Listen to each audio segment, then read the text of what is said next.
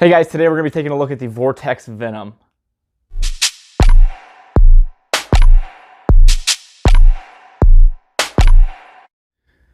Vortex has three different types of red dots that look a lot like the Venom. They have the Viper, and then they have the Razor red dot. So today we're just talking about the Venom. So first off, let's go over my relationship with Vortex. So Vortex did send me this red dot along with all the other red dots I have and scopes from them. They send me these to put on my builds and do testing and then make reviews on. So that's what we're doing here. We've had this one for a little over a year, and I'll be able to give you guys a pretty accurate idea of what I think of it and give you guys my opinion. So I've had this particular optic on a lot of different platforms. So I had it on an AR9 for the first part of its life, and then it went to a Micro-Roni, and then it went to my concealed pistol for a very short time, and then now it is living its life on my range gun, and it'll probably be on here for quite a while until I find something else to either test and review, or I find something that I like better and want to replace it with. So with that being said, let's go over what I've found over the long period of time in many rounds that I've seen through this. So the first thing that I really like about this optic is the price point. So you're at that middle range. You're looking about in the 200s, depending where you find deals at. I just looked it up, it was $230 on Optics Planet. So you can find it a little cheaper if there's some deals going on, maybe a little bit pricier depending where you're looking. So that 230 mark, 200 range is that middle range. You got your Trijicons, your loopholes a little bit higher up there in the market, and then you've got the other stuff like I don't even know, honestly, the $100 ones. I never ran those ones. So the $100 ones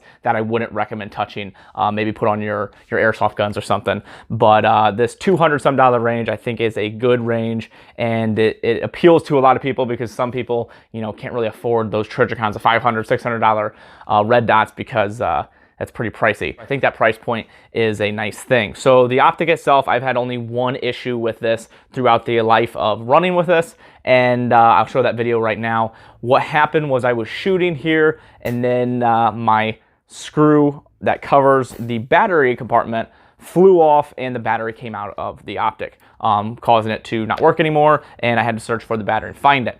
Now, the issue with that being, if you have this in a self-defense position and scenario, you shoot this and your red dot goes away. As you can tell, I do not have co-witness sights on this right now. I might be doing that later. So then that kind of renders this somewhat useless, a point of aim gun. So that was a little bit nerve-wracking for me. That just happened last week, so I haven't had the chance to do a ton more rounds after that. But that is the only issue that I've had with this. So that being said, it might be the fact that I just didn't tighten it enough when I put the battery in the first time. So I'm going to continue to run this gun and see if that ever happens again. If it doesn't happen again, I know that it was probably my fault and I probably just didn't tighten it enough. Now, if it happens again, then it's an issue that I'll have to address. As you guys know, Vortex has a lifetime, one of the best warranties out there, basically, where you say something's wrong with it, it's broke, they'll send you a brand new one. So they have a fantastic warranty, and they would definitely fix this if I send it to them. But I personally want to know if it was the optics fault or my fault. So we're gonna continue to test this, and I will give you guys updates as we go. So that's the only issue I've ever ran into this. Other than that, it's been a pretty solid optic. So let's go over some pros and cons of the system and see where we're at. So first off, my biggest pros is the field of view. I think it has a nice flared lens. It comes out just a little bit. I've never had any issues searching for that red dot after shooting. It's always pretty easy to find the red dot for the first time after you run one so long. You get good at it. It's just like finding your sights for the first time. But after that first shot, I don't find myself searching for that red dot. When I used to run the Viper, I kind of did that sometimes because the field of view is just a little bit smaller. So sometimes, depending on the shot, it would be a little bit harder to find. But they flared that field of view out on both these, the Razor and the Venom. So I'm glad they did that. So I like the field of view. I think it has a good field of view on it. The next thing I like is the battery compartments on top. It is easier accessible. This one, you have to take the whole thing off to change the battery, which I guess the battery would never come flying out of my face if it was like that. But I do like having the battery on top because I can switch it a little bit easier that way. So it's a little more accessible. The buttons on the side are pretty tactile and they work. This one has an auto feature. So if you hold that up button, it'll flash, and then the auto feature will be on. So depending on what light you're in, it will adjust automatically without you having to press it down. So you're in a building, it's dark, and then you walk outside, it'll adjust depending the light that you have. And it actually works really well. Some adjusters are kind of funky, like it almost doesn't adjust correctly or adjusts too slow. This one, from what I've tested, it adjusts really well. I do run the auto adjuster, and I think it works really well going from different lightings. So that's gonna be something kind of you guys have to feel out, personal opinion. If you want that on or not, you can just leave it on one setting all the time. But I do have a weapon mounted light, so it's nice in those situations. This is a primarily range gun, so I shouldn't have to ever need it, but it's a nice feature that they have on there depending your application and what you're putting it on. The next pro is gonna be the durability. Like I said, I had this over a little over a year, and I haven't had any durability issues. The lens haven't had any issues. The casing, the shell has not had any problems. As you guys know, I'm not super nice to my guns, so haven't had any breaks, cracks, creaks, anything wrong with it. So durability has been good for me. The next pro is going to be warranty. Best warranty out there, honestly, that I've personally had to deal with. I have buddies that have Vortex that have had issues, and it's never an issue. It's never a hassle. Some of these companies you deal with, it's a hassle, it's annoying. It almost makes you not want to have to send it back and get a new one because of the process it takes. So the process is super simple with these guys, and the customer service is really good. So that is a huge bonus. And then price, of course, I like the fact that it's in that $200 range. I think it's really manageable for people that want to build a good range gun or something decent. Glocks aren't $800 guns, $900 guns, so it's nice to be able to throw an optic on here that's not a $500-$600 optic and trust that it's going to work and know that it's going to do what it's supposed to and be reliable. So that is definitely a pro.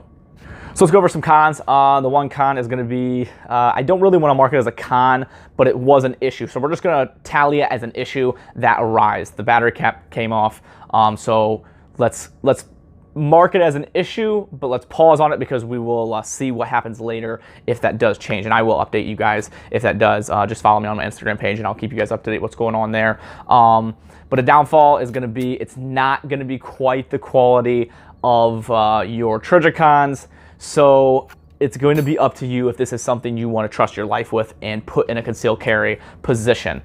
So that would be a con to me. If you're going to want that quality, you're going to want to go with something more like this. This is more that Trijicon style. So that to me is a con. It's not quite to the quality and standard as the Trijicons are. So the other con that I have with this, and I really wish Vortex would get on board, is a alternate power source for the optic. Something that Hollow Sun, Trijicon, and those guys are doing with the solar panels and stuff. It just gives you another way to save a lot more battery and be able to trust this more, because everybody's still a little bit iffy about trusting your life with a battery. So having that solar panel, fiber optics, and everything that those have, it's so much easier to run those and know that it's not going to be dead. So if this battery goes out, that solar panel is going to pick up and it's going to last a lot longer. So that battery life, the long lasting, I really wish they'd pick up on that and find something that they could do to these. And I feel like it would be a lot more trusted optic for concealed carry. So with all that stuff being said, would I trust this with my life? What position would I put this in, and what scenario and situation would I run this as? So for me personally, this is a range only optic right now. This is what I use it for. I take it out to the range. It's on my range gun. It's a fantastic optic for that. It has a really nice dot. It's as crisp as any red dot I've seen. It's not more crisp. It's not less crisp. It's just a red dot. So nothing wrong with the red dot itself. It's virtually parallax free, and it is a solid red dot. It does what it's supposed to. It's durable. It's not cheap. And when I go out, it's worked every time except that one time I had an issue, which could be user error. So with that being said, this is a primary range toy for me, because if something ever happens or that arises again, it's not a life or death situation. Now, I have ran this in a concealed carry scenario before. I've ran this multiple times as concealed carry, and I didn't have an issue with it. I ran it on and never had a problem with it. I never had to use it, but I never pulled it out at the end of the day and the red dot failed. It always was working. It always was there.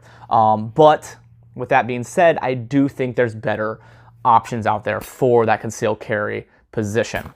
I think the Trijicon RMR is the best out there for that. I think it has a trusted name, and it has kind of earned itself that rank. So if you're going to run something for a concealed carry situation, I personally would recommend and suggest the RMR, just because it is trusted and it's your life. So can you really put a price on your life? So I mean, that's one way to tell your wife how it is, so you can actually buy it.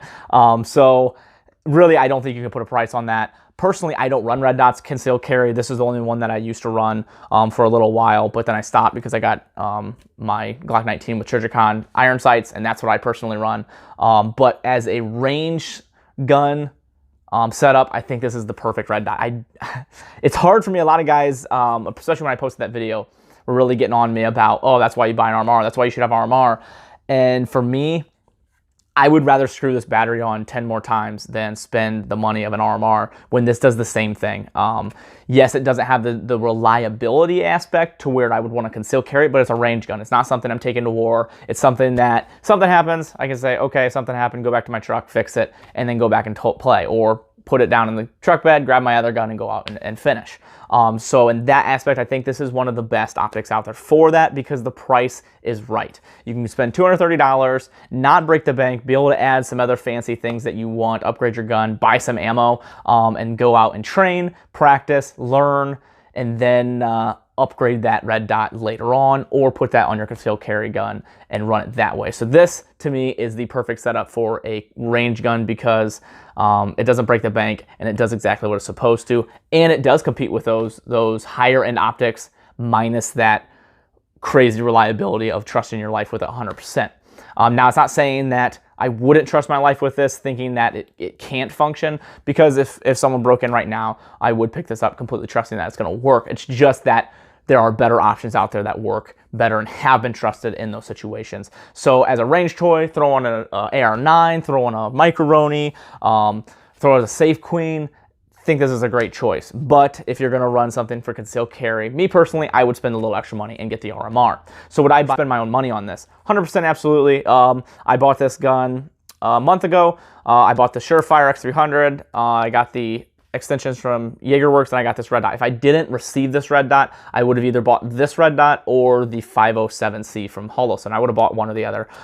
So I would have definitely spent my own money. So I would spend my money on it, and I think it's definitely worth it, and I do recommend it in that scenario.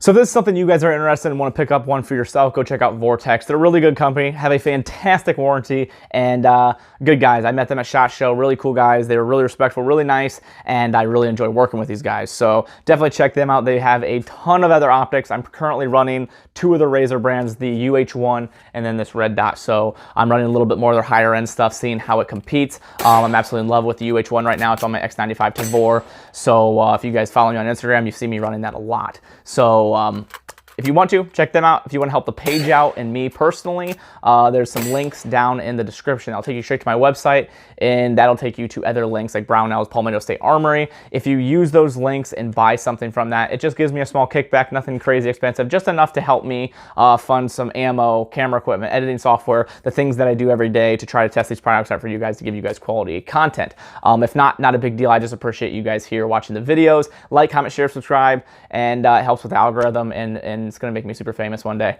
So I appreciate it, guys. Thank you very much, and have a good one.